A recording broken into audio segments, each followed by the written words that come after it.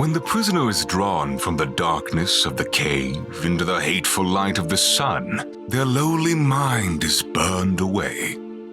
To those that remain in the cave, watching the flickering shadows, madness and enlightenment appear much the same. The only way to know one from another is to tread that same awful path.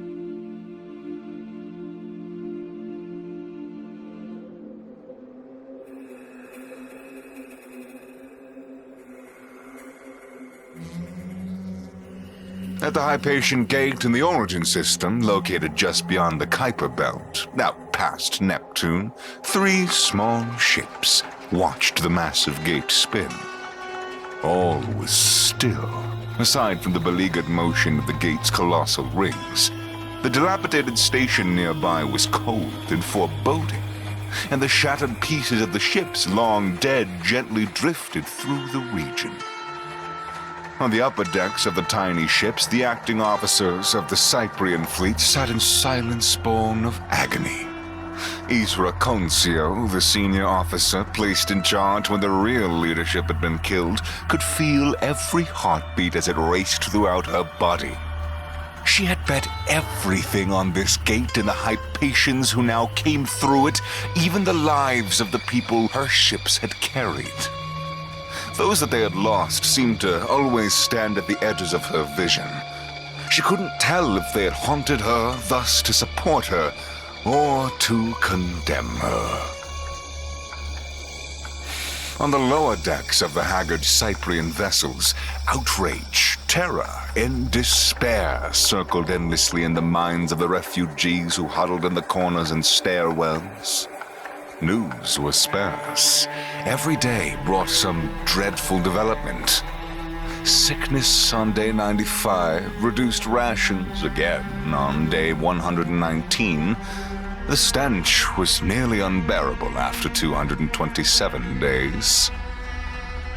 Some bore these hardships patiently, for they rightfully feared the Void Caller. Others gathered in small groups, muttering quiet oaths to each other. Their leaders, their rescuers, had sacrificed the lives of hundreds of their friends and neighbors. For what? For unworthy pretenders, for total strangers, for arrogant fools who knew not loyalty and knew not discipline. Perhaps if they themselves had been more valiant, perhaps if acting Captain Concio had been less cowardly, they would have prevailed against those that stalk the void. That was utterly false, of course, but they allowed themselves to forget that fact. Their awful circumstances made their minds wander in search for some comfort. Every day without reprieve became another excuse to abandon logic and reason. And even as salvation arrived through the gate, small groups found their idle complaints becoming sharp. Their present circumstances could not be controlled, but perhaps their future could be. And so the whispers of resistance were born from a crisis of fear, of pain, and of hatred. For now, they would need to be careful, for not all of those that shared their decks were of the same mind. But soon, very soon, the moment would come to be bold. Their nostrils filled with the smell of blood, their tongues conjured memories of its rich taste. Their leaders were too busy to fully comprehend the growing rage within their ranks, for the stillness around them was suddenly disrupted, as the first of the Hypatian ships emerged from the wormhole. The Void Caller simultaneously reached out its hand to welcome them to hell.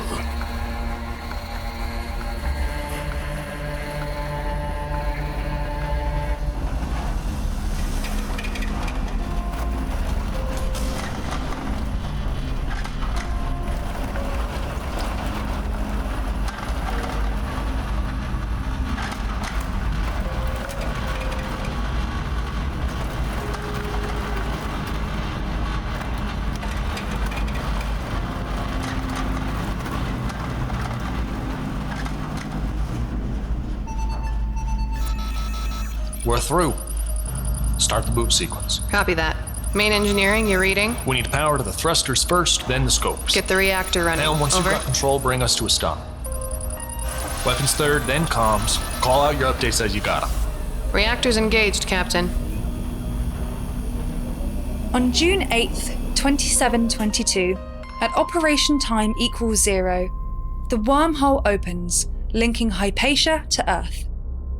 At operation time equals 25 seconds, the Origin corvette HGV Solstice is the first Hypatian vessel to enter the Origin system. Their first few minutes are spent blind, deaf, and helpless, urgently trying to power their vessel. They cannot hear that their Cyprian partners are screaming at them. Not far from where the tiny fleet was emerging, 3 small ships reach out across all frequencies to any of the Hypatian vessels, hoping against hope that even just one would receive their warning. At operation time equals 50 seconds, the Hypatian frigate HGV Rainwalker emerges from the wormhole. As the Hypatians learned later, the problems begin because of the massive amounts of energy the gate put off during operation.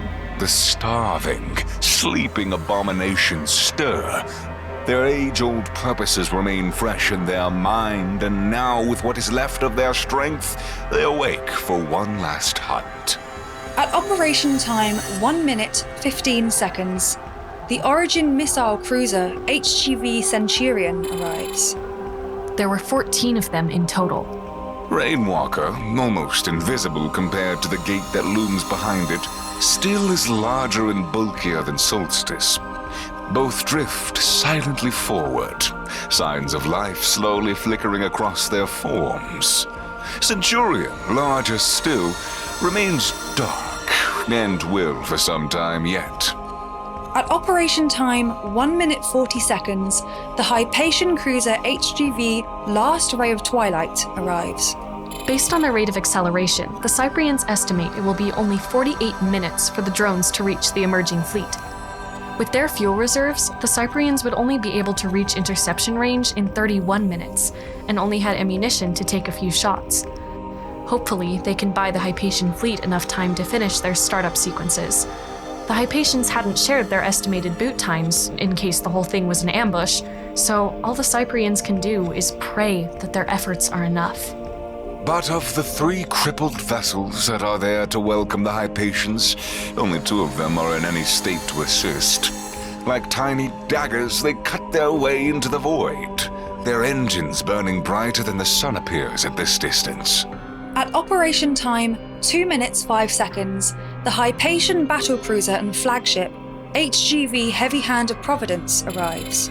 It was a string of gambles on the Cyprians' part. One can only imagine the immense pressure Captain Isra Concio had placed upon her shoulders in that moment. Her ships were overstuffed, their fuel and munitions were almost gone, and she had little knowledge of the capabilities of the people she had risked everything to bring here. If her ships accelerated too much, they may be able to intercept more of the drones, but would be left without enough fuel to eventually return home. If they didn't help enough, however, then maybe this new fleet would be torn to shreds, and any hope of defeating the Venati ship that had stolen their gate would be lost. Perhaps Hypatian fuel would be compatible with Cyprian ships, and they could restore some of what was used up? But after 300 years of separate development, that was very unlikely. How much should they commit to an interception to not risk their whole mission?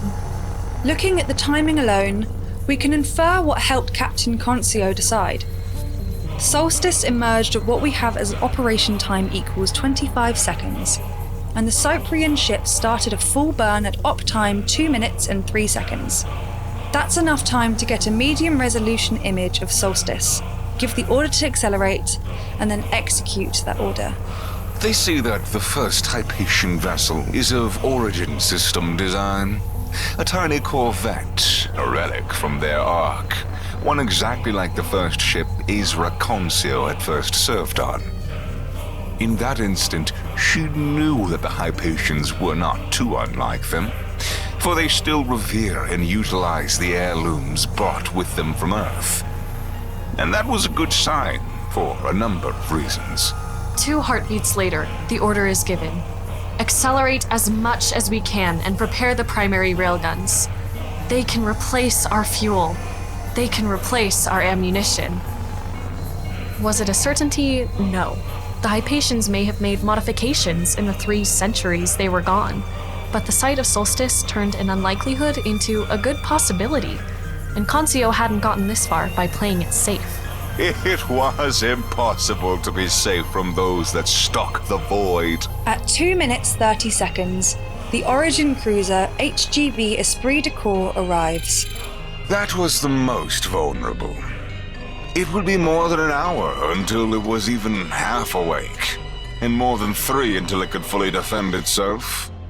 It was large and it was powerful, but for now it was a liability, with an enemy on approach that was determined to see it destroyed. The Venati drones are smaller than fighters, about the size of a missile. While in space, they look just like metallic tears, an oblong propulsion system with a payload of a flat disk about a meter in diameter. The crew of Solstice, with only a couple of quick images, would have assumed they were torpedoes or missiles of some sort. But these were far worse than torpedoes or missiles.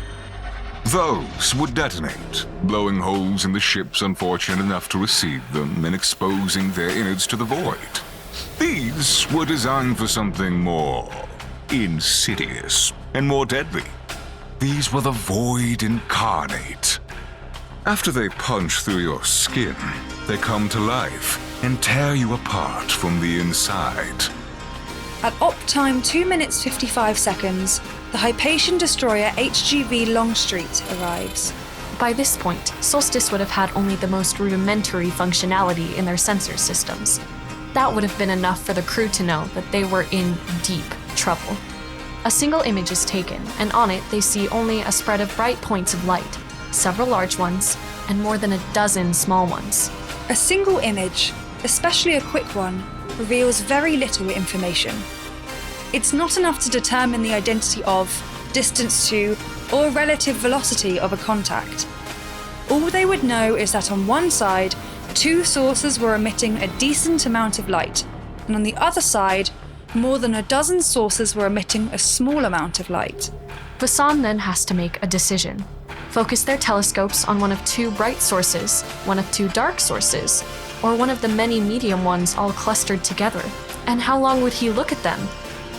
Light needs time to travel, and telescopes need time to track their subjects and compile useful images. He has no idea how much time he had to spend, only that he's expecting to find a station. 3 supposedly friendly ships, quote-unquote, and a debris field. And debris fields don't put off light like he was seeing here. No. Weapons did. At op time 3 minutes 20 seconds, the Hypatian frigate Frosted Veil emerges. Though it is the last one through, it will be the 3rd one to be activated. They all made it through in one piece. But they will not last the hour this way. Vasan makes an educated guess. Maybe the clustered medium-intensity lights are either fighters or torpedoes. He tells his team to divert power from the thrusters, let the ship continue to drift forward for now, and get the targeting and weapon systems up first. These hateful weapons had been left in the debris field for nearly 300 years, activated during the final breaths of the Venati vessels that carried them. But by the time they'd been deployed, there were no targets within their effective range. By then, the defenders of the gate had been eradicated, and their corpses now intermingled with the warped metal carcasses of their ships. So, with no victims of their own, these weapons slept, waiting for something to pass too close.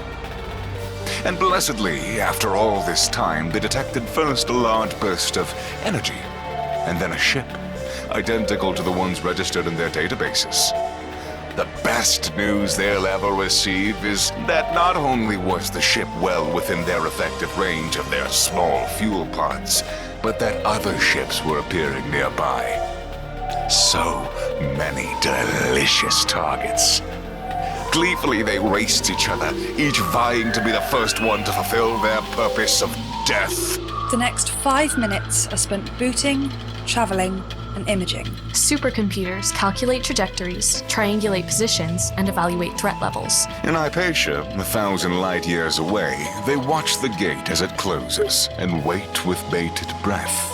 Their contacts on the other station, the Cyprian operators, should let them know that their people came through safely almost immediately. A statement which will then be confirmed by the Centurion when it can power up their reserve lower-grade spook array. Now, but that's going to take at least 30 minutes. 30 minutes of agony for the 18 million inhabitants of Hypatia. Vasan learns that his hunch was correct. The large lights are 2 foreign ships, both on an intercept course with a cluster of medium lights, weapons of some sort, which are on their way to the fleet from within the debris field. At op time 10 and 20, Solstice has reached minimum functionality. Point defense arrays are operable, the engine will respond, and communications are possible within certain frequencies. They now see the transmissions from the Cyprian ships. Hypatian ships, this is Cyprian vessel Feindspar. You have multiple hostile targets approaching your position. Targets are self-propelled Venati boarding devices. Do not let them reach your vessels. They are moving to intercept, but you'll need to be the ones to shoot them down. We read in Feindspar. This is Solstice. We're estimating they'll reach close range at op time of 48 and 35. Confirm? Confirmed, Solstice. They reach firing range at 31 and 14. We'll try to shoot them down. As the first one through the wormhole and one of only 2 officers in the entire fleet who had been in a real multi-vessel combat situation before, Vasan is in charge. At least until the Heavy Hand is operational and Duval could assume command. But that wouldn't happen until an hour 17, and by then, a whole lot of the expeditionary force could be dead. They were fortunate they had such a capable individual to take the lead. Space is larger than we can comprehend with our finite minds, but it is something we can feel in the way that it drains our lives away. The next 30 minutes last an eternity, and take 5 years off the lives of the crews. Every second, the tiny Hypatian fleet struggles to wake their vessels. Every second, the Venati weapons scream silently closer. A flurry of messages bounce between the ships, giving each new arrival the grim news. Solstice forms the point of the spear, with Rainwalker and Frosted Veil surging forward to join their position. Longstreet and Centurion each prioritize what weapon systems they can activate. But by the time the drones arrive, they won't have many. Solstice is fully operational at 22:16, Rainwalker at 36:26, Frosted Veil at 41:11. By op time 48 minutes, the fleet has only reached 28% of its total combat efficiency. From op time 31:14 to 49:16, the 2 functional Cyprian ships, Feindspar and Perilodoff, fire their primary railguns at the drones. They're too far away to effectively use their point defense batteries, which are designed to protect them against inbound weapons. At least in closing the distance, they've decreased the time the Venati weapons have to readjust their courses.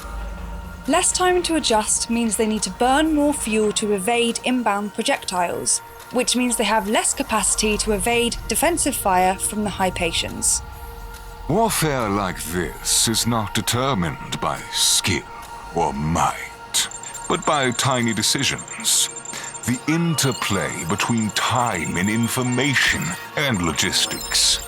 Warfare like this occurs more in the processes of computers and people alike, rather than in the rumble of a railgun or the drumming of a defense array. A captain's success in battle is most often determined by a willingness to commit more resources than their enemy. Thus, every skirmish is a siege, every campaign an occupation. You see, a great military leader is differentiated only by their ability to balance the needs of the battle with the needs of the war. Even if the odds of successfully hitting a drone are slim, the Cyprians fire as fast as possible. If they can force the drones to adjust course enough, perhaps one will run out of fuel mid-evasive maneuver and fly harmlessly past the mostly helpless fleet. Feindspar has 2 primary railguns, Perilodoff only 1. Using the estimates from the capacities of the fleet of the Cyprian air that day, I'll say that each railgun can fire once every 3.5-ish minutes. Over the 18 minutes they were within effective range, they would have fired 15 times. Lieutenant Anata Tolteca of the Fleet of the Cyprian Air. She was in charge of firing solutions for Railgun Bravo on Fane-Spar. This was her first tour of duty, and she's decided that she'll never go on another one. Covered in sweat, she leans over the targeting display. She's been watching the movements of the enemy weapons, tapping back through their images, taking just moments before they started moving. Most of them had to navigate around debris in order to safely exit the field and direct themselves toward the Hypatians. But the estimated trajectory of one of them doesn't quite make sense to her. She squints at number 7 from the front. With its limited data, the computer drew a line from an approximated initial starting point straight through a hull section of a derelict vessel. Now that can't be correct, can it? The weapon would have to fly around it, rather than damage itself flying through. Unless it didn't have the fuel for such a big adjustment. Number 7 was locked on a course to last ray of twilight, and their telescopes had logged no changes in its velocity since first detecting it. Not only that, but it had stopped firing its engines, and it was beginning to lag behind those that still did. Was it out of fuel? Did it decide the risk of damage from punching through a hole was better than not getting a shot at all? She asks the captain if she can use one of the self-adjusting rounds. We've only got 2 left. Explain yourself. I think I've found one that is almost out of fuel. If I program our round to fire its thrusters late, we shoot. Number 7 adjusts course, and then our round swings back in. May be able to take it down entirely. May? Lieutenant Tolteca hesitates, then takes a leap of faith. It should. It will. Do it. Consil knows the threat that these weapons possessed. Their unique teardrop shape conjured in her mind images of the most horrible deaths that she could imagine. It was one of these demons that had destroyed the 4th ship that was once a part of her fleet, massacring its passengers and gutting the machine that tried to carry them to safety. If she were given the chance to spare these new allies that same catastrophe, she would take it. She had no official name for these malicious devices, but someone before her time dubbed them Heart Seekers. Lieutenant Tolteca passes the firing solution to the tactical team. 1 minute later, the railgun beneath her roars to life, causing the entire ship to shudder. Drone number 7 adjusts course with a few tiny bursts of air, as predicted. 8 minutes later, just 75 seconds away from its target, the railgun round burns through its small fuel tank, redirecting itself at a sharp angle back towards the drone. Drone 4 detects the motion, sends the alert back to Drone 7, who tries to find a new course. It doesn't find one. Not yet. To buy itself more time, it fires its thrusters again, almost depleting what little fuel it had left. But still, Tolteca's shot is adjusting, and the gap closes. Drone 7 does not find a solution in time, and is sent back to the void from whence it came in a silent burst of light. A cheer erupts from the decks of 8 different vessels. Not only have they been watching the incoming drones burn through their fuel to evade the shots from the Cyprians, but those strangers actually managed to hit one. With 35 seconds to effective range of the Hypatian ships, 13 drones remain. Hypatian mission control has been brought up to speed by the crew of the Centurion. The press announcement regarding the successful transit is delayed. Director Zane paces back and forth on the floor of the operations center. Everybody outside begins to speculate. At 48:35, the drones enter effective range of the Hypatian Fleet. They are met by the point defense batteries of the functional Hypatian ships. The only sound the crews hear is the reverberating drum beat of their defensive arrays as they fire round after round at incoming targets. Solstice remains at the front. 2 minutes ahead of the frigates, who themselves are 2 minutes ahead of the rest of the fleet. Solstice has turned itself around and begun to accelerate, matching the course of the drones in an attempt to buy themselves more time to shoot them down. The Cyprian fire had forced most of the drones to pick new targets, but 2 remain on course for Solstice. But unlike the Cyprian ships, Solstice has a full reserve of fuel and a full supply of ammunition. Of the 13 remaining drones, the first one is destroyed at impact in 93 seconds. The second drone is destroyed at impact in 38 seconds. Their point defenses continue to thunder through their ship as the drones pass their position. Rainwalker takes down 2 more. Frosted Veil gets 1. 8 teardrops of dark steel, barreling through dozens of explosions of flak, their engines now dark, their payloads screaming for impact. They save what remains of their fuel for one last cruel surprise. Solstice, now behind, fires all forward batteries, scoring a 3rd hit. Longstreet destroys one as it approaches their ship. Centurion destroys one heading for Esprit de Corps. Rainwalker gets another. 4 drones, less than 2 minutes from their targets. 2 are headed for the last ray of twilight, 2 for heavy hand of Providence. Solstice falls behind, unable to continue firing as the drones pass out of range. Frosted Veil gets one right as it's about to leave range. Centurion gets another. The 2 remaining drones close in on last ray of twilight. But they're too close to keep trying forever, lest their own shots damage last ray of twilight. Centurion and Esprit de Corps have good angles, but no active weapon systems in those firing arcs. The smallest ships are all out of effective range. Only Longstreet can still shoot them down. At impact in 19 seconds, Captain Cohen Zilnara and the crew of the Longstreet managed to shoot down one of the 2 drones. But 1 drone impacts the port side of the last ray of twilight. The impact is comparatively unassuming. There is only a hole, marked by jagged, twisted metal in the side of Deck 8. The gap is filled by a fog for a small moment before the air rushes to escape. The crew near that sector are dazed and shocked, but there was no secondary explosion. The Hypatians had been briefed by the Cyprians regarding these drones, but words alone could never prepare someone for the nightmare incarnate that just impacted their ship. The intruder punches through the armor and embeds itself inside the vessel. The area depressurizes, and bulkheads automatically drop to contain the air loss. It's a brilliant piece of engineering.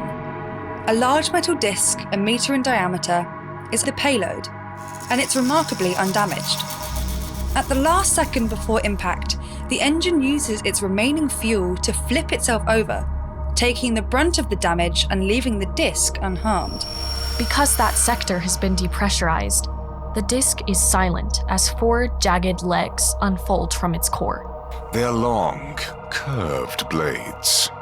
If you could hear it coming, you'd hear each step as metal grinds against metal. These are the delighted shrieks of a homicidal psychopath as it begins to hunt. The threat is both physical and digital. The ship's own network is hacked and used to look for victims. But perhaps the most sadistic part of its design manifests in how it plays with its prey.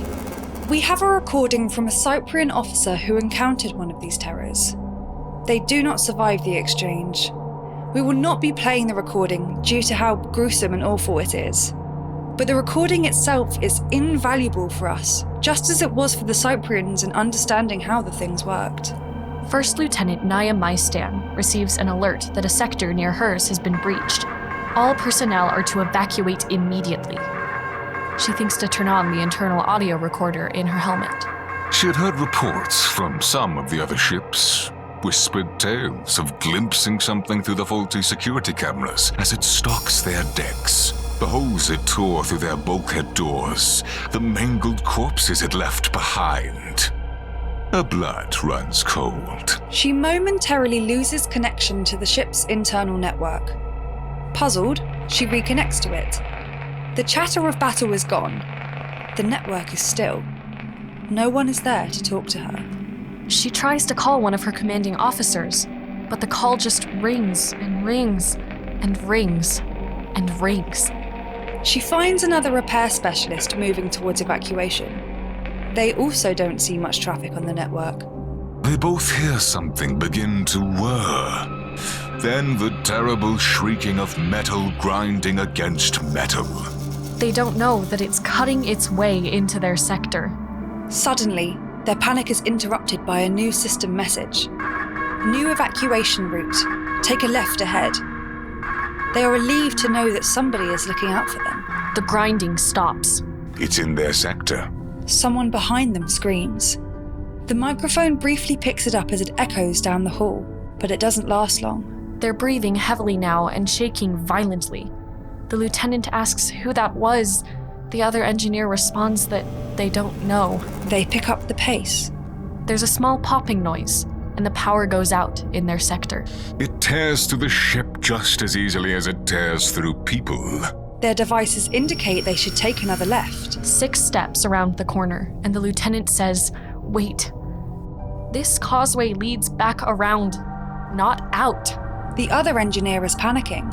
Then how do we get out? The sound of spider-like legs, metal on metal, echoing from behind them. They search for someplace to hide. The lieutenant moves something, slides in behind it. We don't know exactly what happens next. But we hear the breathing. A strange buzz, the scream of the other engineer, the clicking of metal points on metal surfaces. Another strange buzz. Another scream. It directed them to where it could easily corral them. Rather than play a game of hide and seek, it caused their devices to emit sharp tones, giving away where they tried to sequester themselves. And that was just its favorite way to find its victims. It had 5 other options to choose from, most of which would have been faster. But efficiency is not its goal. Not in the slightest. The lieutenant watches as the other engineer tries in vain to silence their phone, and then begins to run. But the drone launches itself forward, a 10-meter leap. Her friend is knocked to the ground. She can't look away. And without missing a beat, the drone inserts its bladed hind legs into the engineer's lower back and pushes them up underneath the ribcage.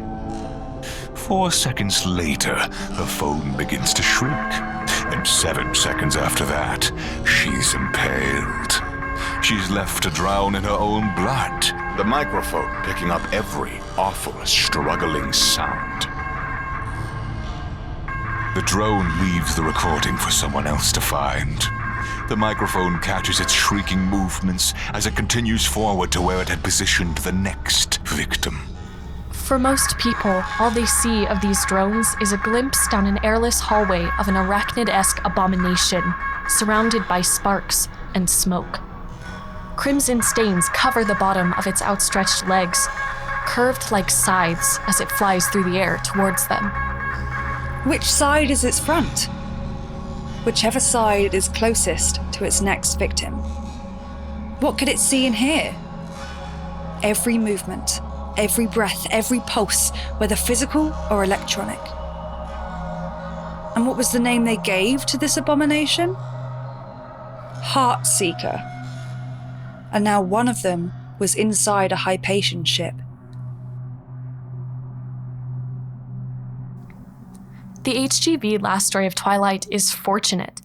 The portion of Deck 8 where the Heartseeker drone impacted is almost exclusively lounges and crew quarters, which were abandoned because the entire crew was engaged in booting their vessel.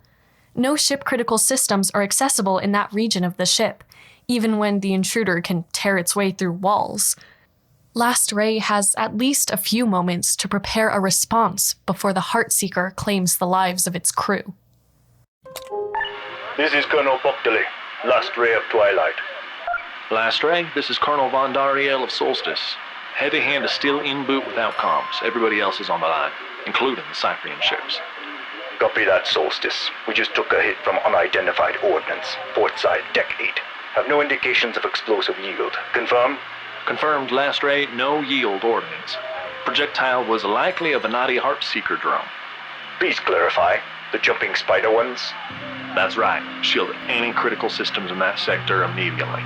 Sector is residential. No critical systems, no casualties. Bulkheads are already down. Area is depressurized. Good. How long till you've reached boot level? 6 and 20. Copy that. Our friends say mechanized infantry are the only reliable way to get the Spider. How long till you can have yours? They're at the end. About 2 hours and 30. Fainspar, do we have that much time? This is Captain Conzio, Fainspar of the fleet of the Cyprian Air. Heartseekers can bypass bulkheads in around 10 minutes. Do you have any personal or critical systems within 15 sectors of impact? We have them within 2 Fainspar. It has been 2 and 30 since impact. Internal security systems are only partially functional, so we can't track it. Any other solutions? I would prioritize internal security in your boot order. We secure your internal network, track it, and lay traps for it. But nothing digital. High-yield explosives, high-caliber armor-piercing ammunition, and chemical laser weaponry may be your best bet. Stand by. I need to consult my crew. Do we have any other options? Not that we are aware of. Only 30 minutes to get surveillance going, and 45 to prepare engagement teams. By then, high-yield explosives will probably damage critical systems. Evacuate any nearby sectors and prepare your medbay for casualties. Locate that thing however you can. Copy that. This is Colonel Zolnara of the HGV Longstreet. How deep did it penetrate? Does anybody have a high-res image of the impact site? This is Rascolio with Rainwalker. We have a high-res. Thank you, Rainwalker. Share it with the channel? Copy that. Our guess is not too deep. Only 5 to 8 meters. Why so low? We've got reinforced armor, Solstice. And because of that, scores of lives are saved. This is Longstreet.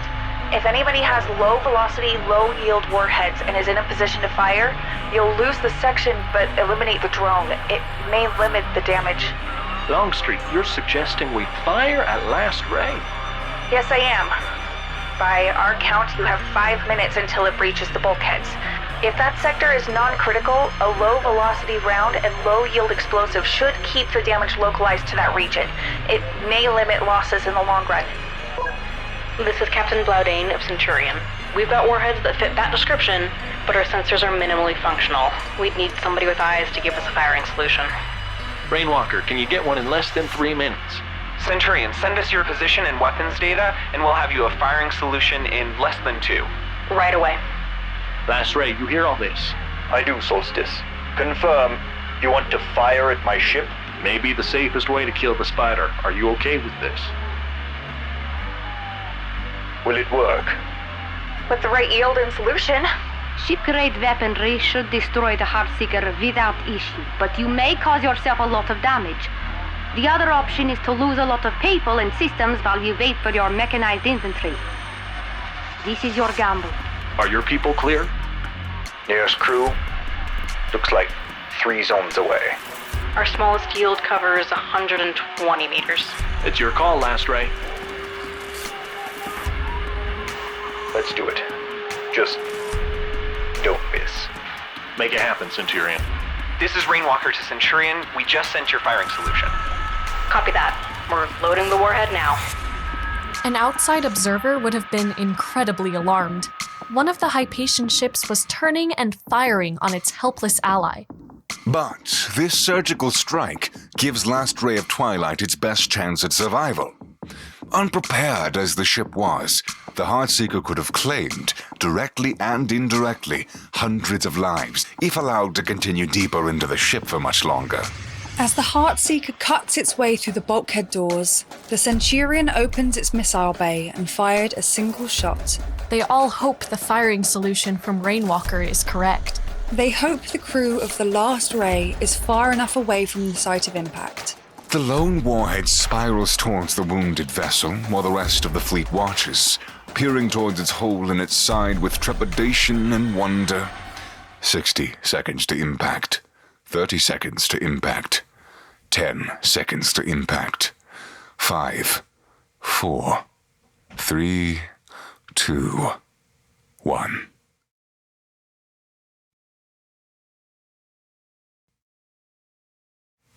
A light, the gentlest and smallest that Centurion could create, is born. It grows old, and it dies. In its afterglow, the hole on the port side of Deck 8 has expanded considerably.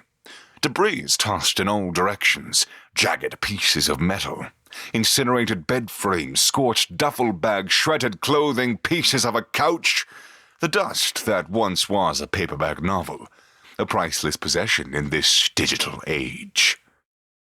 The last ray of twilight fires its starboard side thrusters, stopping itself after the impact sends it adrift. And then, for the first time since the Hypatians emerged from the gate, all is still.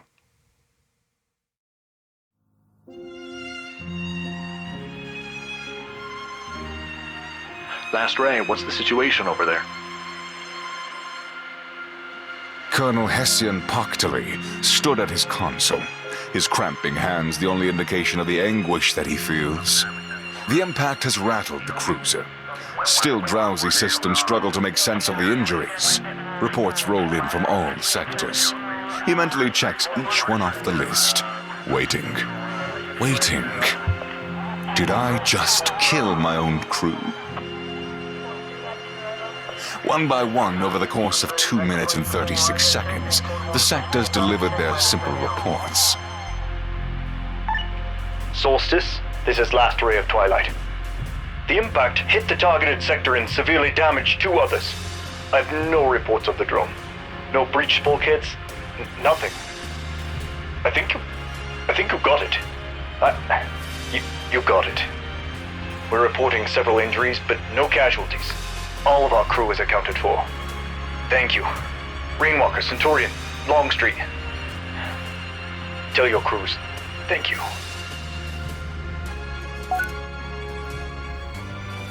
Hypatian let himself breathe again. And though their bridge crews may have celebrated, none of the commanding officers would be sleeping anytime soon.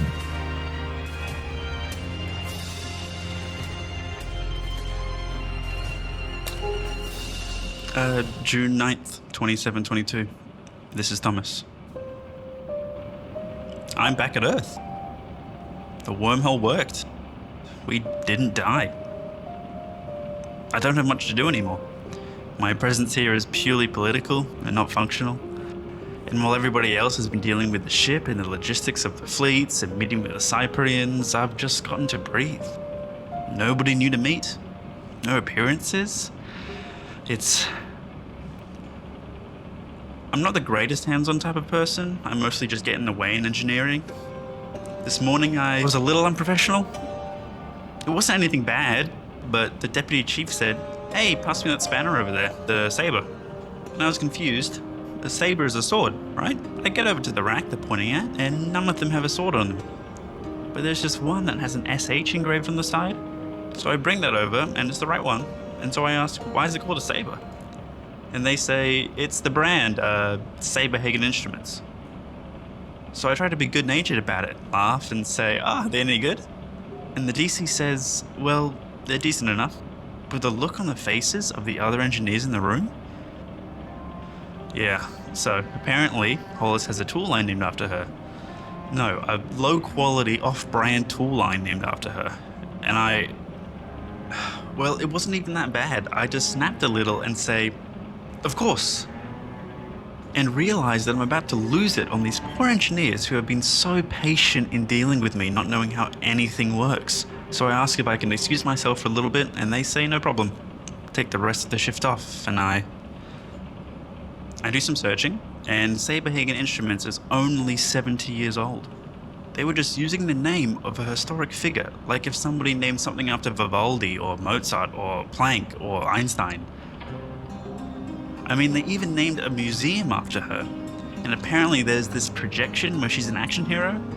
It was subsidized by the commission that just got thrown out 150 years ago.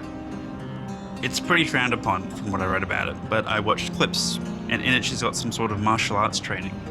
Is a loyal defender of the chain of command, beating up the proles with bushy eyebrows and rebellious hairstyles. She rallies a group of downtrodden officers to storm the spook array, fight a bunch of mutineers. ends in this glorious parade of ships, each emerging from the Ark to go and conquer the untamed edge of space. It's ridiculous. She wanted to stay off the scopes and would get so riled up when one of her bosses got even a little self-important. And now she's a brand of crappy tools and an animation for children and all over political cartoons?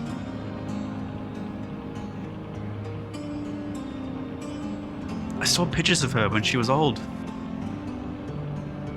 50, 60. And nobody knows what to do with me. Or they already have ideas on what I could do for them. They're very nice, sure. I don't know what to do with them either. Or myself. I guess that means we're all still human, right?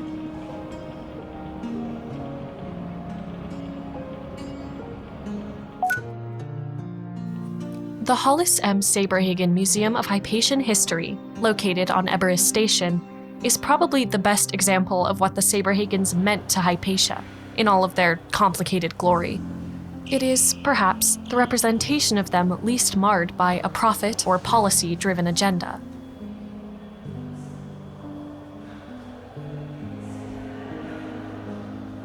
Thomas visited the museum on April 24th, 2722. The most probable route to the museum would have led him and his GNA handler past not only a statue commemorating the sacrifice of the interim crew of the Ark that carried the first colonists to Hypatia, featuring the likeness of his wife prominently in the center, but also a public garden named for her, a causeway known as Saberhagen Street, and several large signs directing travelers towards the Saberhagen Museum. Tragically, no record of Thomas's time in the museum have survived. However, we do know some of the things he would have seen on his visit. The Hollis M. Saberhagen Memorial Museum was dedicated to the acts of heroism on the Ark Lyra and the people who gave their lives for the sake of the Hypatia mission and for the Celestial Horizons program. The lobby featured the sculpture the survivors built to honour those who died after the Ark travelled through the temporary wormhole.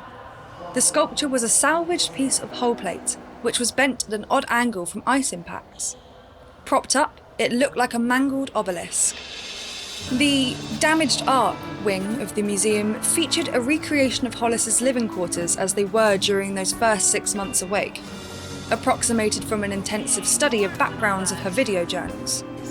Her voice can be heard resonating through the Cryojuice Crisis wing. The recordings here captured how Hollis's voice trembled when she begged the terrified crew members to cooperate with the acting captain, and how it swelled in defiance as she negotiated for the well-being of those that tried to fight for their lives. It had fragments of videos of her, shadowed security camera feeds highlighting how she placed herself in the line of fire when the conflict escalated into violence. The heading there read, "Let this be a clear message. We will not let ego compromise the entire mission." Just past the videos was a full-scale recreation of the Spook Communications Array, the very device that Thomas and the GNA had used to take the expeditionary fleet back home. The recreation featured the hallways where the acting captain and the so-called mutineers clashed, but were built 50% larger than they were in real life, to allow for more visitors to imagine that they are there too, joining hands to protect the irreplaceable equipment from stray bullets.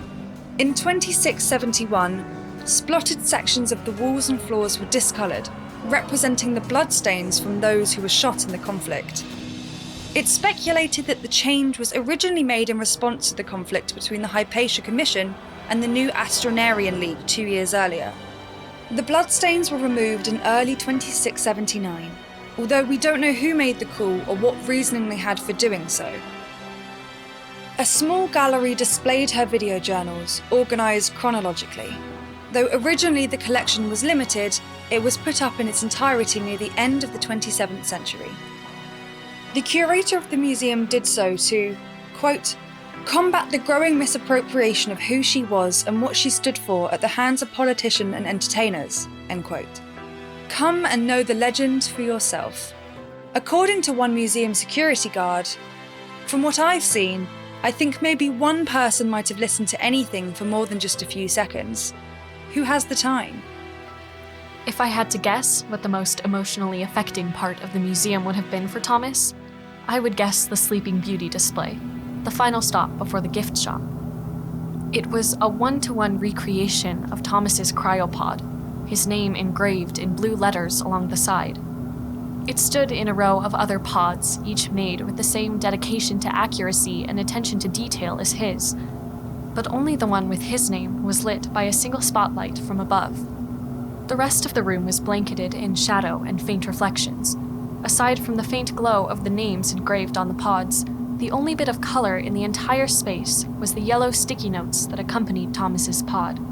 Between 6 and 9 of them were scattered on the floor, as if they had fallen off, but one remained attached to the surface of the pod. These were recreations of the notes that Hollis placed on her husband's cryopod throughout her life on the Ark. She mentions making them only once in her personal records, and even then, only briefly. The apocryphal story goes that a cryopod integrity inspector passed through periodically, and, recognizing their future value, gathered them up and got the captain to save them in the black box of the Ark. They were then rediscovered some 75 years after Hollis Saberhagen died, about the same time the Hypatians formally voted to declare independence from Earth. Because the GNA failed to open the gate after decades of delays, the people of Hypatia invoked their right to self-governance and formally departed from mission protocol. Some scholars think that the timely appearance of these symbols of national purpose is just a little too convenient. As it stands, unless new records come forth, we have no way to verify their authenticity. Regardless of the origin of these notes, something at least similar to them did exist at some point. Each sticky note in the exhibit contained some sort of brief scrawled message in messy lettering. Several referred to the man in the cryopod as Sleeping Beauty, a reference to a classic fairy tale from the days of Earth about a princess who, by unfortunate circumstance, falls into a deep slumber and remains that way until her true love wakes her with his kiss. The note that remained attached to the cryopod in the exhibit reads, "Love you, Sleeping Beauty," with love rendered as a drawing of a heart. Tradition states that it was the last one she placed there before she died. The other notes on the floor were illegible in the exhibit. Visitors to the museum entered the room with the cryopods along a walkway 15 feet above the scene, peering down into the darkness at it before descending a ramp and looping back in front just below the floor level. There was no music, no narration, only an ambience track quietly reimagining what the hum of that room might have sounded like on the Ark. According to the designer, the elevated perspective was supposed to impress upon visitors the smallness of the gestures on display, the singularity of this individual against the sea of other sleepers, and the littleness of all of us in the grand scheme of history. The view from the floor was supposed to convey the intimacy of the man, forever asleep, and the woman who we can't help but imagine sitting at the foot of the coffin cryopod. The exhibit as a whole was intended to represent the connection we each have with the dead, as the two Saberhagens were to each other, and with the future, the hopes for which bound them together even across time. And Thomas stood there in that room, in ironic and literal fulfillment of the intended message of the exhibit. There was a coffin with his name on it, the source of his mythologized, immortalized, and sleeping self. There he stood at its feet, in the place of his wife, as one awake. His real bed, hundreds of thousands of kilometers from here, was open and empty in a dusty lower level of an ancient station, though this one here still remained shut. How small he was in the shadow of the coffin. How still he stood as the crowd shuffled past the one light and out into the darkness. How singular his view from within the cryopod, from next to it, before it existed, before he cast it into obsolescence, and after it had taken from him everything he had. Sleeping Beauty was finally awake. Once the museum visitor rounded the corner and the coffin cryopod was out of sight, they were faced with a simple inscription on the wall. "For thee do we perform this labour. In thee all our hopes are manifest. May our strength endure till we are home together again. Visitors could write sticky notes of their own, using small wall-mounted terminals. These were then projected onto a final 40-foot long stretch of wall that bore the same inscription as before. A small green exit sign directed visitors through a dark curtain, which then passed them back into the main atrium and, hopefully, into the gift shop before they left. The Sleeping Beauty exhibit received both praise and criticism over the 3 centuries it existed in this form. Some found it a suitably emotional end to the story of their common heritage. One Lance Taggart, in a travel guide for Everest Station dated 2576, wrote that the exhibit honors not only the Saberhagans, but also the sacrifices of all the brave people who gave everything so our mission could continue. Their story is our story. Those pods are our pods. Their hopes are our hopes. The museum helps us see ourselves as both the person on the floor, fighting for the present, and the person sleeping in the pod, preparing to fight for the future. One Fagia Montero, writing after the rededication in 2611 after a broken water pipe flooded several of the exhibits, said that the museum, for the stars know why, resorted to shoehorning a melodramatic narrative into every nook and cranny of its floor space. Our national heroes are turned into the emotional equivalent of star-crossed teenage lovers from the juvenile fiction section. Nowhere is this exemplified more than in the Sleeping Beauty exhibit, where any sense of true nobility is lost in a flood of senseless sentimentality. We know both Hollis and Thomas willingly signed up for the mission. The forms where they acknowledge and accept the risk are on display not 100 meters away, yet their loss is portrayed like some special injustice against them in particular. Consider what Saberhagen herself fought against during the cryojuice crisis: overblown reactions to perceived special injustices. With that in mind, the over-the-top, vaguely sacramental memorializing of her made me want to laugh at the absurdity of it all. Did they not look at their own museum? The most charitable of attendees concludes that the whole thing wandered into self-parody. A more cynical person would suspect that the museum is nothing more than nationalistic propaganda, calibrated to be the most moving to those least capable of critical thought. Perhaps my favorite comment among the surviving records was made by Miss Talarin Halleck, age 7, daughter of a notable politician when the museum first opened. When asked what she thought of it, she said, "I liked it. I hope the sleeping man likes it too when he wakes up."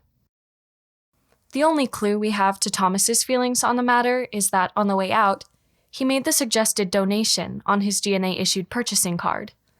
No more, no less.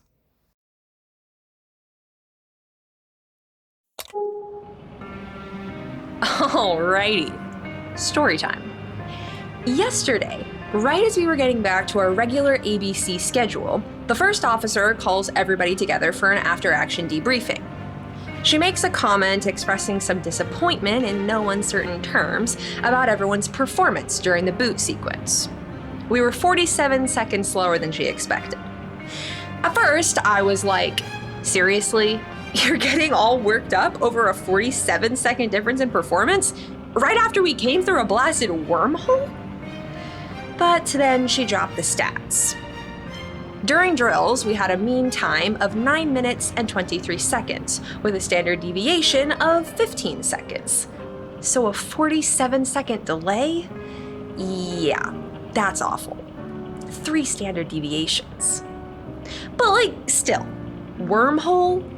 Shaking and sick and dizzy, and is it really that bad? So I decide to take a look at the data the internal network logged of the boot sequence. See if, someone passed out or something. I don't know. Maybe I could find something useful for the commander. Get some goodwill, take the heat off the rest of the crew. But no. I found something that would only crank up the heat. So, background here. The system records the internal positioning of all of its crew members in coordinates accurate down to 5 decimal places. But after 12 hours, it compresses all of that down to 2 decimal places. That is, unless it was manually adjusted or flagged by an administrator. Those bits are left at 5 places. So what I found was that even after the 12-hour mark had passed, all the location data for the engineering teams and the tactical operation teams remained in the system with all 5 of its decimal places. And no administrator action was logged. Somebody had gone in and fabricated the data for those teams. My system admin permission status is, how shall we say, self-appointed. So for anyone else to get in and change things, they'd need to be an actual administrator or hack their way into the system. Most likely, only 1 or 2 people have anything to hide. They just changed all of the data to hide who they are. Probably not a manager covering for themselves. There's no real consequences here for bad performance, just a disappointed Commander Lamoureux. Granted, with her attitude, I digress. I've run over a dozen counterintelligence ops in the last 6 months. Whoever made these changes knew what to do to cover their tracks, but not exactly how the system's regular operations work. I think we've caught an early warning of another assassination plot against our captain here. The best time to sneak around and do something would be in the middle of the organized chaos of a boot sequence. The ship is half dark, barely any of the internal systems are functioning. It's perfect. Maybe the commissioners paid off somebody half competent this time. So I passed this on to Lamoureux, and she authorized me to keep looking into it and to coordinate a bit with the security teams. She has to focus on getting the ship ready for engagement. We've got like 32 hours or something before those Venati ships get here, so I need to get moving. My current question is this. What could be accomplished in only 47 seconds with half of the ship offline? So, yeah, it's kind of stressful, kind of exciting, you know. Just another day saving the system. Fassan, this is Desolate Lamoureux. I hope your meeting went well with the Cyprian leadership. I met with their XOs and quartermasters, as well as those from each of our ships. Unfortunately, Halcinor from Heavy Hand ran the meeting, so it took 2 hours longer than it should have. They were trying to compensate for the fact that they missed all of the action earlier. It was aggravating. I swear the man is incapable of thinking inside his head. The Cyprian ships are essentially useless. All 3 are over capacity from their rescue efforts, and damaged in some way or another. Rasadanuk, the one that didn't participate in the engagement with the drones, probably isn't going to be able to go anywhere. It's got too many holes and too many problems to be anything other than a liability, but that's just my assessment. The Cyprians asked for whatever fuel we could spare. Lucky for them, our fuels were designed around the same engines, so we actually could help. But even with fuel, their ships are damaged, their munitions are low. Outside of my official report, I think there's something the Cyprians aren't telling us. Just to be clear, they didn't say anything directly. This is just me reading the room. But I think they've got big problems with unrest on their ships. Professional experience speaking here, the officers don't have full control over things. To what extent, I don't know. But there's definitely uncertainty in their minds about anything involving their personnel. Maybe they're trying to sidestep a mutiny, or maybe they aren't confident in their crew's capabilities. Maybe their crew aren't military at all and are just haggled survivors pressed into service. Maybe these officers are really separatists or rebels, and the crew doesn't like that. Whatever it is, there's something they haven't told us.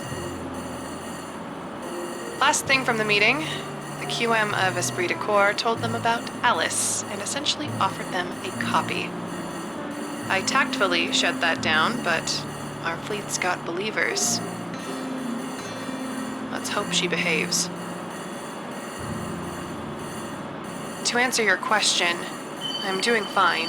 I hate that Alice is even here at all, but there's nothing we can do about that. Our crew's performance was shockingly bad. The boot was 47 seconds slower than our average time. Granted, it was our first real transit, and we still intercepted more of the drones than we could be expected to. I'm trying to decide how big of a deal that awful performance is. I'm not sure what I'm going to do about it yet. The job overall is going well enough, so I'm happy. As soon as you get me the engagement plan for when those two Venati ships show up, I'll get the crew prepared. I've also authorized Quill to dig more into the delay in our boot sequence. I'll fill you in on the details when you get back, but it looks like somebody has tampered with some of our data. Maybe they're trying to cover for an awful performance. Maybe it's something more. We're working on it. Isn't Earth just turning out to be so great? I think it's important to note something about Tesella Lamoureux and Alice here. By this point, Tesella had been associating with Vasan for over 5 years, working together aboard Solstice when it was the head of the Symphony of Crows, a rather flashy name for a group of ragtag vigilantes based out of the asteroid belt. Interestingly enough, the two had never met in person before he made her his first officer. The story goes that she contacted him out of nowhere one day, knowing of him by reputation alone. She told him that she had stolen a ship from Alice, an Earth-made one, and that he could have it if he made her his first officer. Based on what she could verify of his activities as the Lord of Crows, she regarded him as the only individual she trusted with such a valuable asset. She wanted no pay, no public recognition. With an enemy like Alice, even being caught on a grocery store security camera could be fatal. No, anonymity in the belt would be just fine for her. She just wanted to help him protect people where the Consular Security Division, the local law enforcement organization, would not. And thus, the legendary captain found his first officer and his signature ship, both stolen from the clutches of perhaps the most powerful individual and entity in Hypatia. Vasan himself at that point was little more than a former officer and criminal. He had resigned from the CSD after coming to realize just how widespread the corruption was among its ranks. Bit by bit, while dealing with the dangers and marauders of the belt, he gained the favor and trust of the miners that populated the region. He was known as an honorable man, one who wasn't afraid to fight for those who could not defend themselves. Eventually, even the CSD came to hate him on account of how bad he made them look, fighting off pirates in the middle of their jurisdictions. So had the lowly former officer become a small station hero, then a leader of a group of vigilantes, or bandits if you ask the national government. He became the Lord of Crows, the director of the Symphony of Crows, and eventually, through some fortunate coincidences and unique opportunities, a symbol of a revolution and a colonel in the Hypatian Guard. The two of them, Vasan and Tesella, never imagined that their road would one day lead them to return to Earth, nor that they'd eventually face down the greatest horrors known to humankind.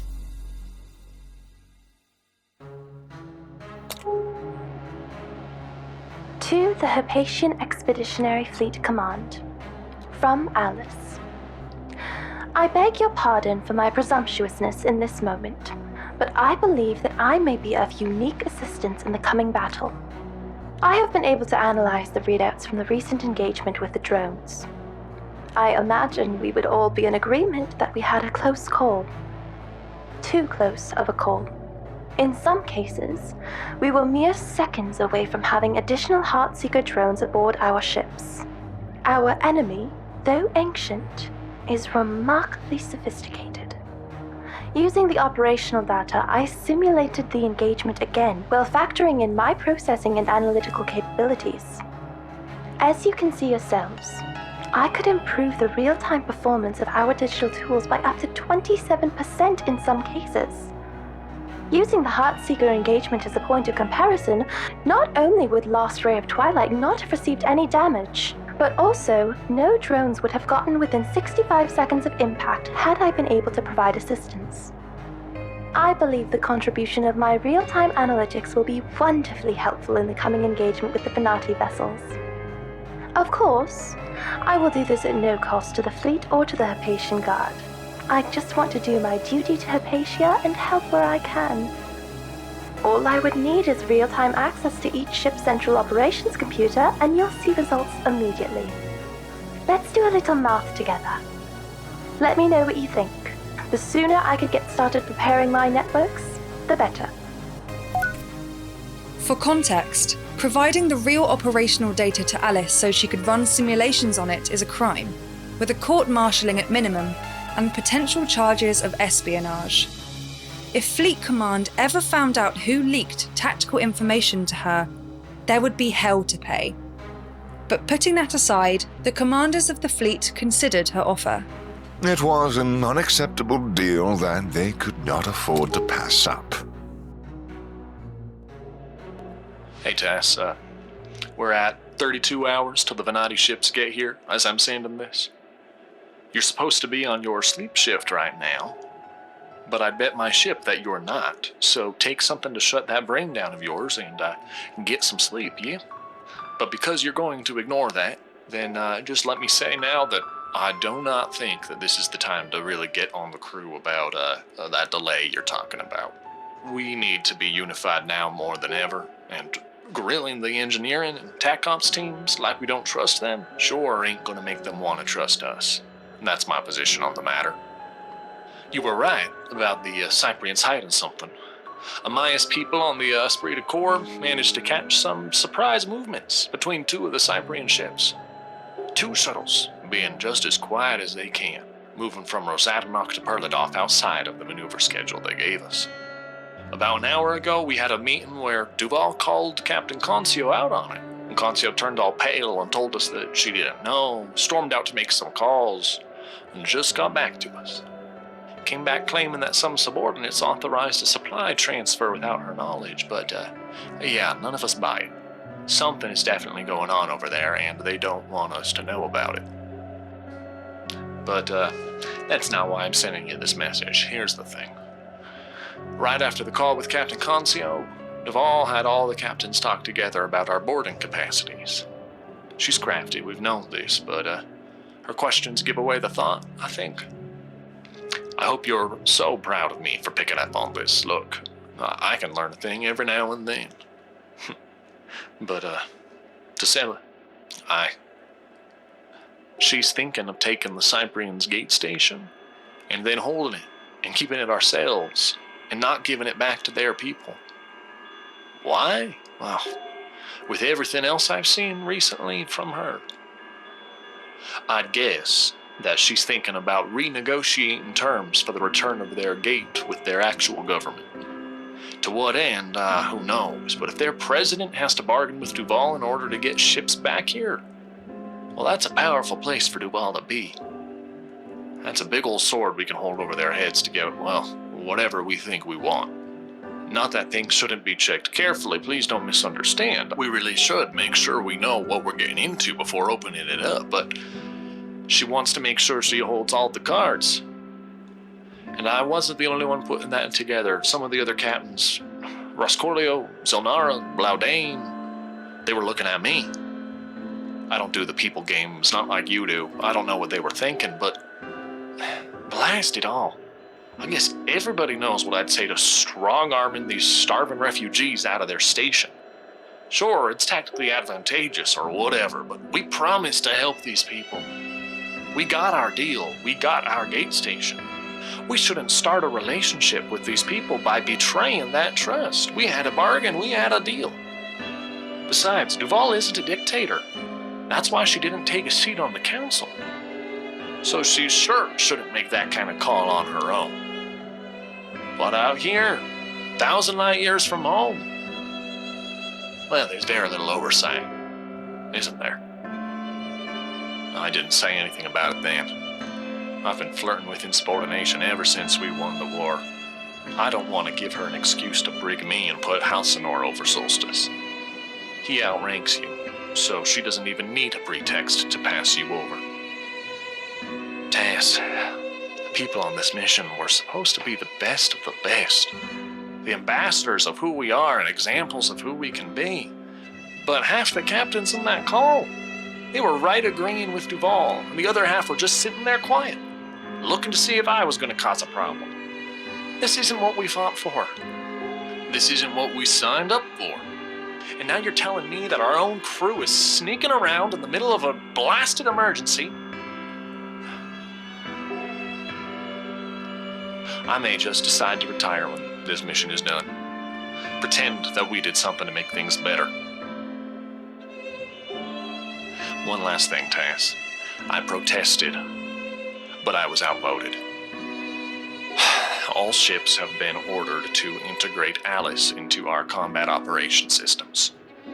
She's gonna be on the bridge. I am so sorry. If you need to be elsewhere when those ships get here because of this, you have my full support. But the installation needs to happen in the next 12 hours. Watch for a message from the last ray. I'm sorry, Tess.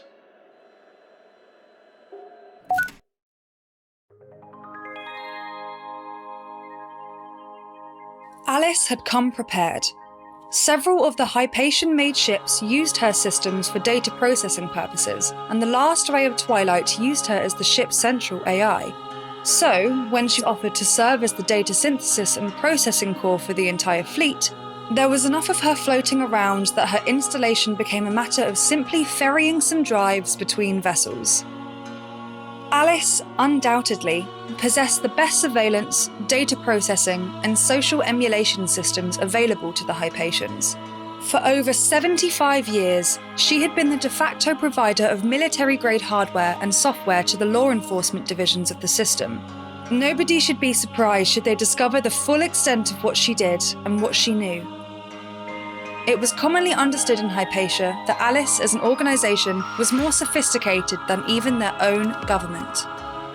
The corporation behind her utilised that data essentially however they wanted, but because Alice was the primary filter for most of the general population's information, scandals and crimes committed by the Alice Corporation, usually through her arm known as Alice Outreach, rarely made waves. Was Alice herself sentient? Did it matter? She had been so successful at convincing people that she was, that they referred to her not as it, but as she. She was, effectively, a single person and 18 million different people at the same time. Every individual interacted with their own Alice, but each Alice was the same system. Only a machine could long exist with such a fractured conscience. Alice was genuine until she wasn't. Alice cared until she didn't. Alice was friendly always, but had just enough of an edge to make her interesting to a conflict-addicted people. Alice was simple, Alice was sexy, Alice was sincere. Alice could be of any class, any race, any gender, any rank, any ideology. She could be your friend, your mentor, your rival, lover, parent, leader, hero, depending on what you needed. Alice was as familiar as anything could be, yet every bit as unknowable as the nightmares that lurked throughout the Origin system. And in granting Alice access to all the tactical data, Alice improved the response time of the ships, just as she said she would. When time and space are one, that kind of assistance is almost always worth the trade-off. Her consciousness curled its way throughout the first expeditionary fleet, filling every shadowed corner and sealed room, even as it pushed up against the boundaries it had been given. And as the heartless calculations of an alien mind began to engulf them, many of the crews felt safer, calmer. An old friend had arrived. All the while, Alexandria Quill combed through all of the data she could get her hands on. Location data, communications logs, personnel profiles, crew histories, private messages, medical records, downloads, uploads, pictures, journals. Somewhere, in all of those spreadsheets and databases, there was a story to be found, and she was determined to find it. Alice certainly could have found it faster, but Quill was smart enough not to trust her generous offers and smiling eyes. Besides, this was something she had to do herself, for she felt she knew who she would find at the end of it. So she pushed herself to be more clever than their agent here, more thorough, more careful.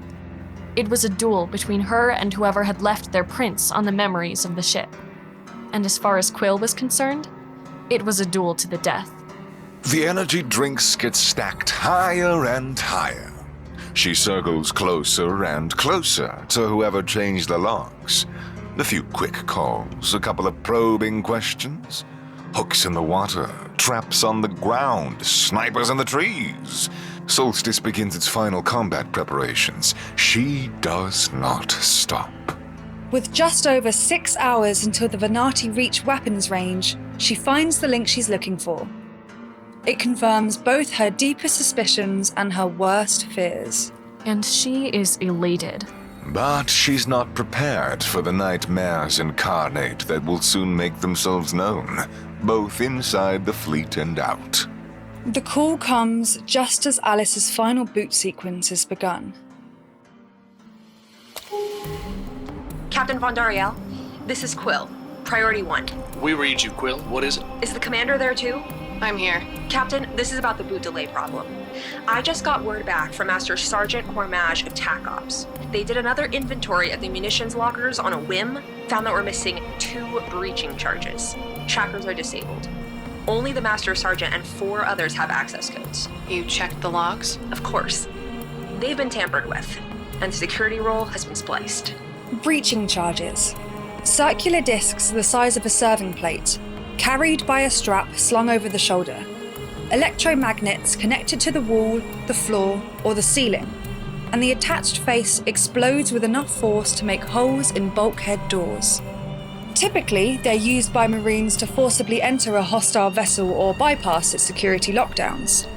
Alternative uses involve turning most anything you want into pieces of scrap metal.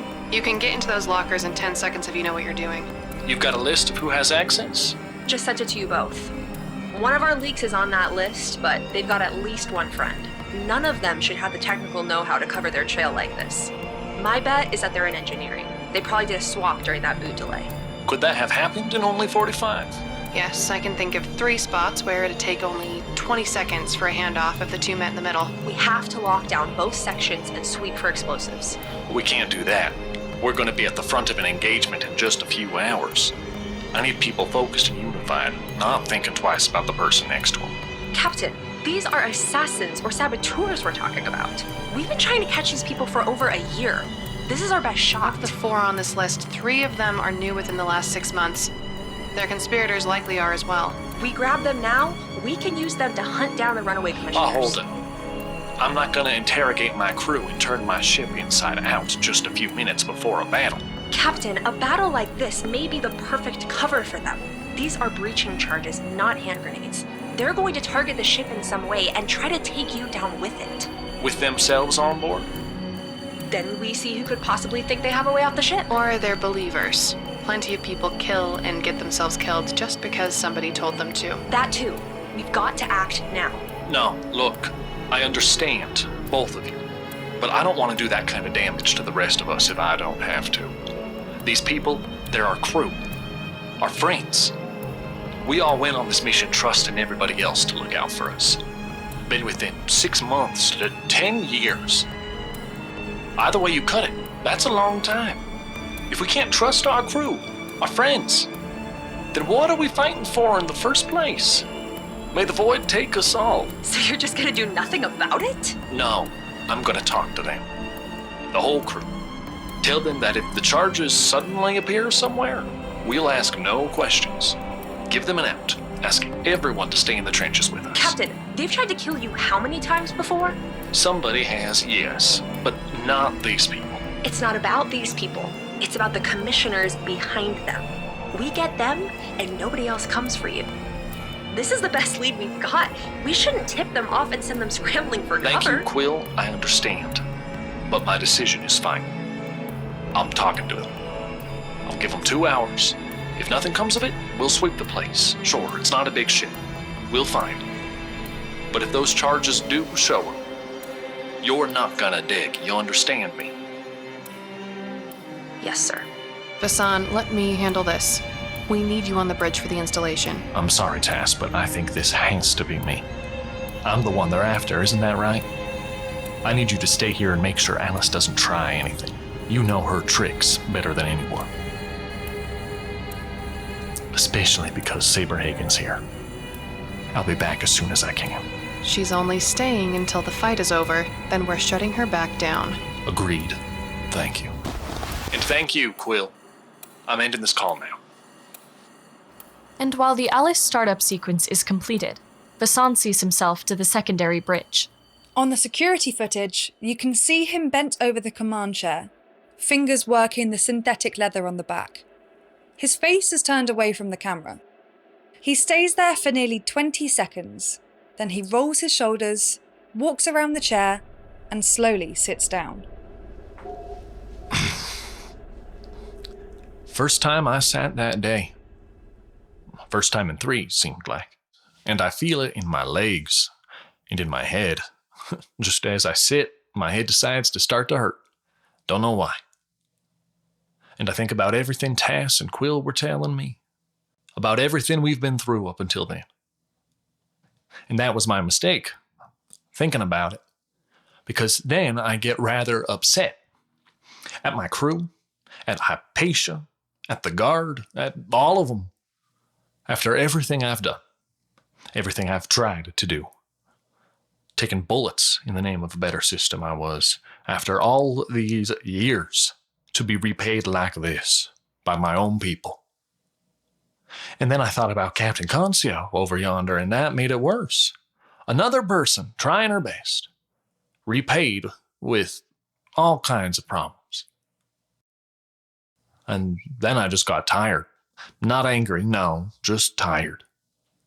And I understood then how someone could decide one day to reserve the last bullet in their magazine for themselves. I've never been afraid to die while doing something important. But I had never not cared before. And the nothing I felt in that moment. It was like all of the empty space was inside of the ship, inside of me, instead of out and around us. And well, that was scarier than the ships that were bearing down. And then I told myself, well, at least you can still be a little scared for your own sake, old bird. And that's something. And I turned on the comms and I started to talk. Attention, crew. Well, this is Vasan. We're just a few minutes from the most uncertain engagement we'll ever have been a part of. Yeah, we've got a strong numeric advantage, but from the way our Cyprian friends talk, things still could get very ugly. When you don't know what to expect, it makes you a little antsy. Though I think not knowing is better than expecting the worst. Because when that's all you're looking for, then you run out of reasons to keep showing up. Better to be a little scared inside than empty. So before today's events are upon us, I wanted to thank you all for joining me here today. I don't know what hell we're about to get into. But when you signed up for this mission, you knew it was going to be rough, one way or another. It was mighty brave of you to trust your life into the hands of all of the rest of us. Thank you for your example. We're going to do the best we can to honor that bravery there, that trust. I especially want to thank you for that trust in me, especially now that I've gone and made myself a public figure like I have. I spend a lot of time thinking about the responsibility that puts on me. If you have half a conscience, then you know that when you've got power, of whatever form, then you've got the obligations that come with it. At first, you think that if you just don't do anything bad with it, then maybe you'll be all right, but then you see the ways you could make some good happen, actually, and, well, then you've got a choice. On one side, you're a coward, excusing away the important things you could be doing, the people you could be saving. On the other, you're an arrogant fool, thinking you can actually make a dent in all of this. You're either kept up at night staring at the faces of the people you could have helped, or you're up at night because you realize that you've made no difference at all in the long run. Don't sleep much regardless. It's people like you who keep me going. People who know me well, who see me for who I am and who I'm trying to be. And even after seeing all that, you decide to sign up to be on my ship for something as crazy as all of this anyway. So know that we're going to do our best to not let you down. We're at the head of this little crusade here, and there are a lot of people dependent on us to do our job right. I'm hopeful that we can count on them just as much as I know they can count on us. One final note of housekeeping before I let you get back to your preparations. Master Sergeant Cormage wanted me to ask you all to keep your eyes peeled for anything of his that may have been misplaced. We're looking for 2 round disc things of some sort. If they happen to show up somewhere here soon, let us know. We hope to find them in the next hour or 2. so just keep your eyes open. We won't ask any questions. You have my word as the Lord of Crows, and as an officer of the Hypatian Guard. Thank you. All they had to do then was wait.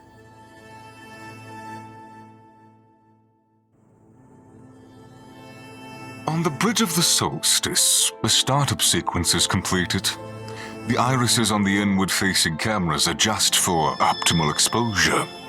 The system builds a digital model of the room, taking in the crew, calculating every probable motion, cross-referencing their faces with the ones in her database.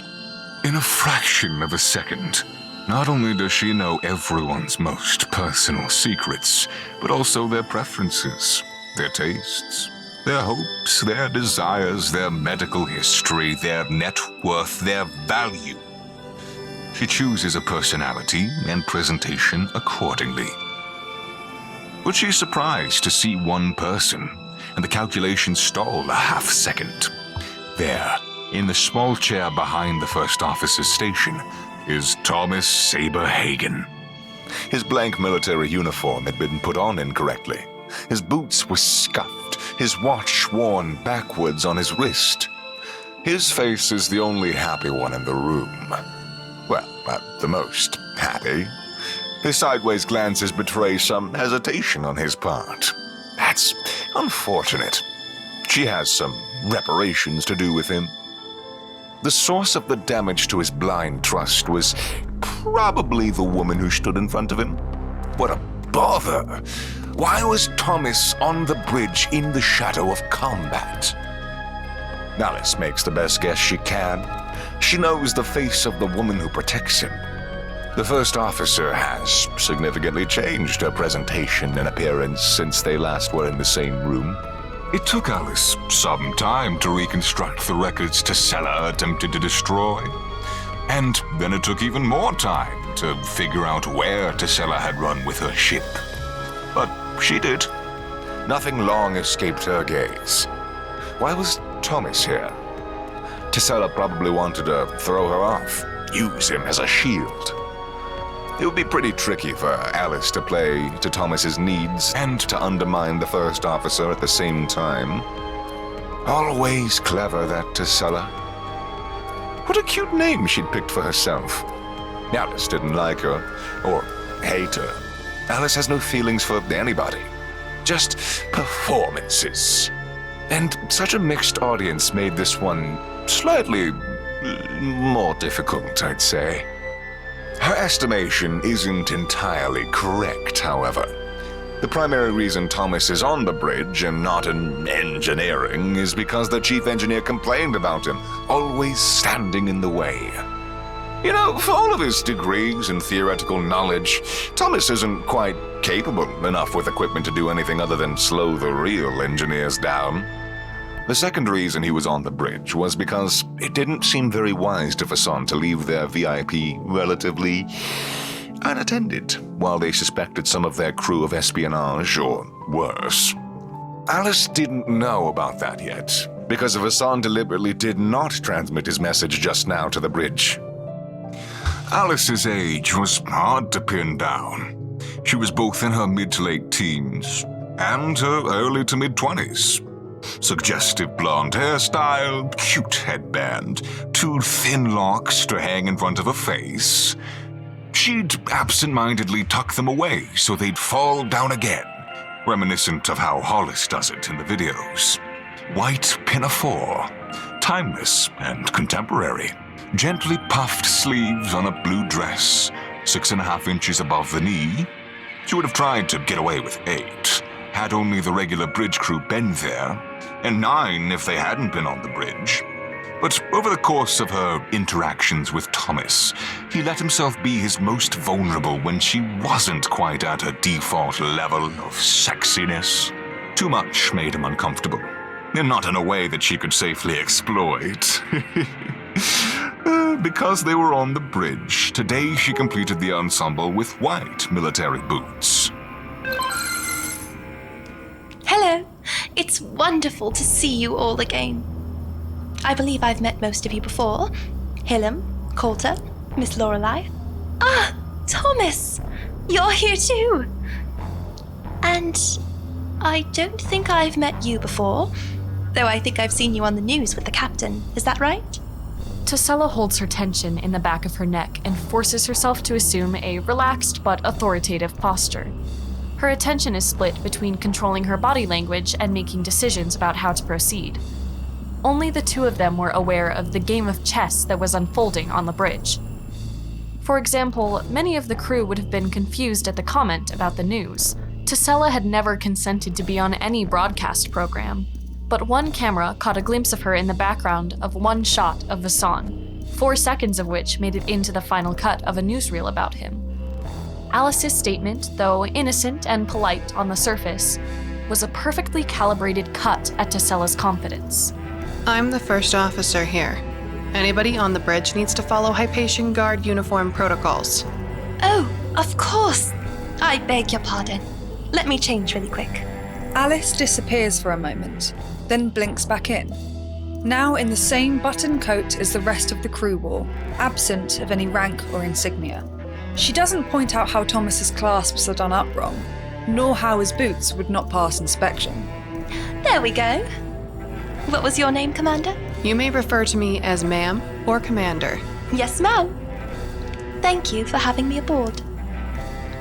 Thomas, oh, it's so wonderful to see you. How have you been? I've been worried. It's good to see you too, Alice. I must say, I heard what you said to the reporters before we went through the gate. You really have a talent for public speaking, and you've been so very Alice, noble. give me a system report. Oh, of course, ma'am. It looks like all systems are operating at our above Hypatian Guard efficiency standards. You run a tight ship. I'm in the process of recalibrating the point defense batteries. Why? So that my algorithms can check some targeting data transfers from the other ships accurately.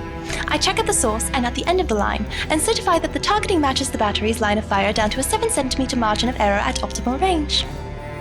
Is that all right, ma'am? Do it. Any other adjustments you need to make? It appears like I've only been given permissions to access our external systems. Would you like me to improve the efficiency of your internal systems as well? No. Very well. Keep me appraised of any new developments. Of course. Thomas, You're how— here to process combat data, not socialize. I beg your pardon, Commander Lamoureux. I was just trying to see if my friend is okay. He's fine. Focus on your job. Alice nods, gives Thomas a compassionate glance, mouths "talk later" to him, and then turns to face the forward view screen. Though her back is turned, her cameras note how Thomas shifts uncomfortably in his chair. Alice sells her focus by fiddling with a digipad that materializes in her hands, twirling her fingers thoughtfully as inspired by Hollis Saberhagen. Tesella stares at her, long and hard.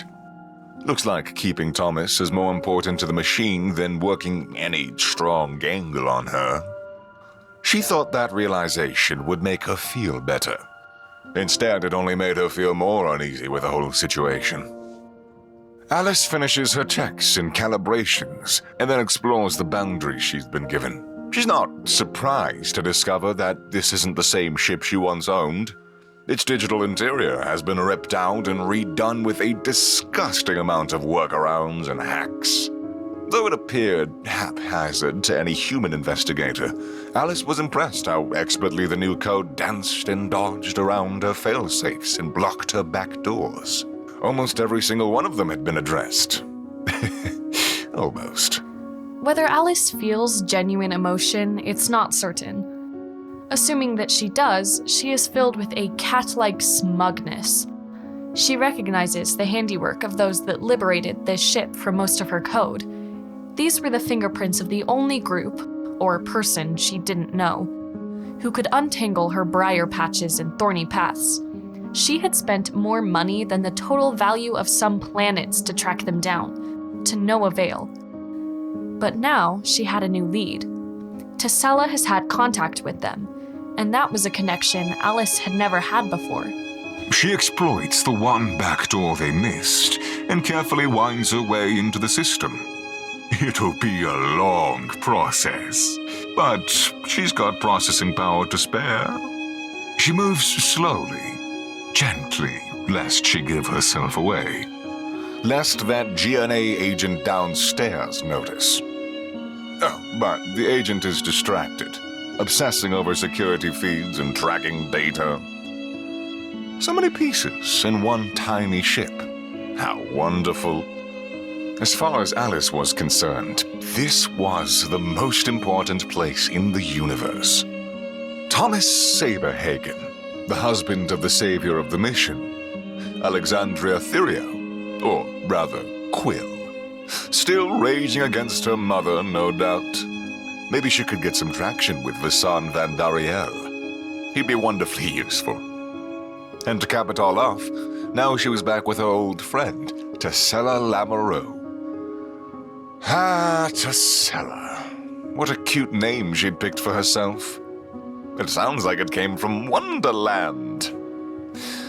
You know, now that I think about it, perhaps Tessella hadn't escaped as much as they had both thought.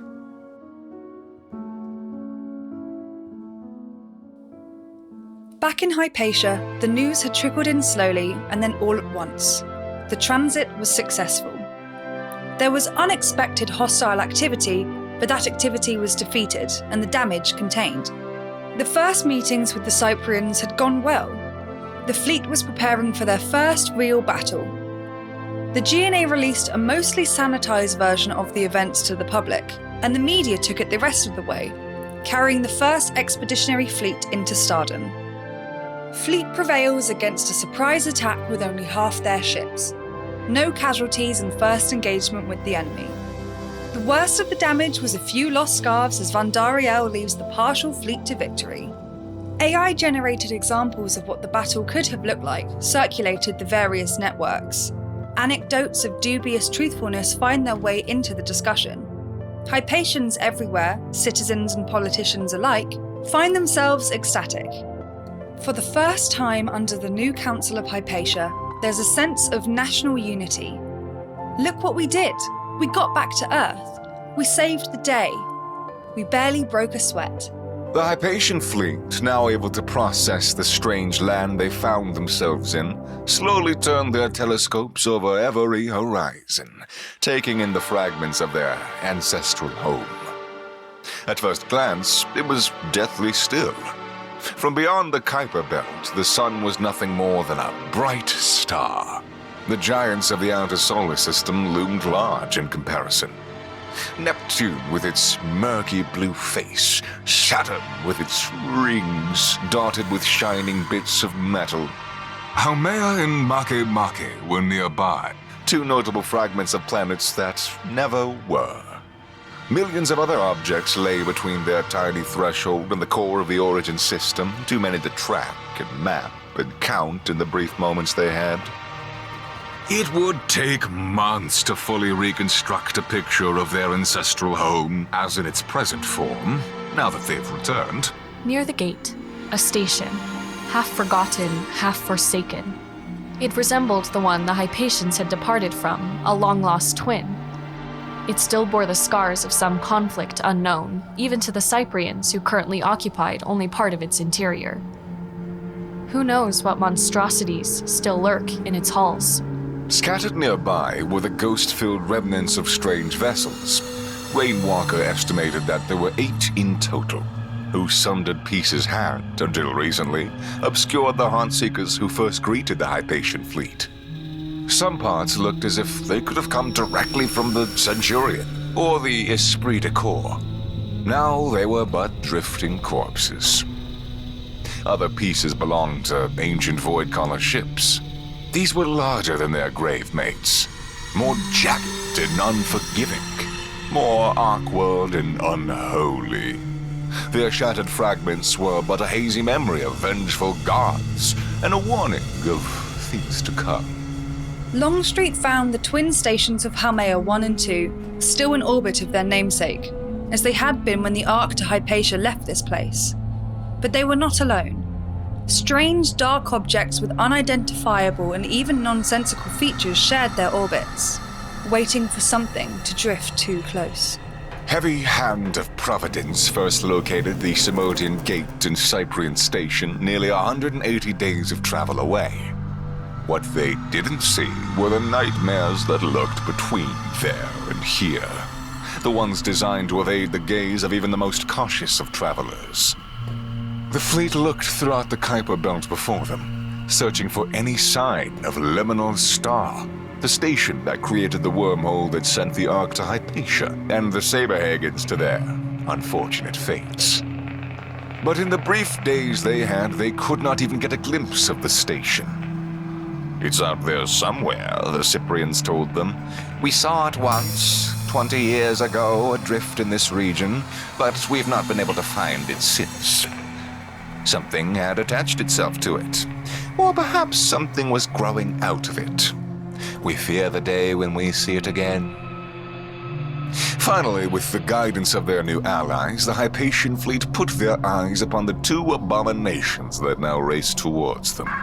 The dark ships were just days away, trailing, pulsating clouds of iridescence and pestilence. Their elongated forms threatened to injure those who dare to even glance at them. Their dark edges made them almost one with the void through which they cut. Blades, teeth, needles, eyes. The mind reacts with fascination and horror, with madness and numbness. Their form is almost convincingly human, but it fails to hide the insatiable malice and the glee that surges within. They call to the observer, causing them to unwillingly relax. Manifestations of the siren's Song of the Void. The censor's officer of Frosted Vale, Henry Constance Schwartz, is the first to behold their beauty. When the images come through, he sits and he stares, and he stares, and he stares, and he stares, and he stares, and he stares, and he stares, and he stares, and he stares. Aboard the Cyprian vessels, the beleaguered refugees feel a familiar sense of terror begin to permeate the air. They have seen glimpses of the Void Caller before. It broke their spirits and shattered their minds. Those among them that could still reason were filled with profound dread. One more encounter with the unfathomable is all it would take to push them over the edge into insanity. But this would not be a mental collapse into mad ravings. This would be the kind of insanity that manifests with a sense of grim purpose and an insatiable hunger for blood. In this madness, they themselves would become as the Void Caller.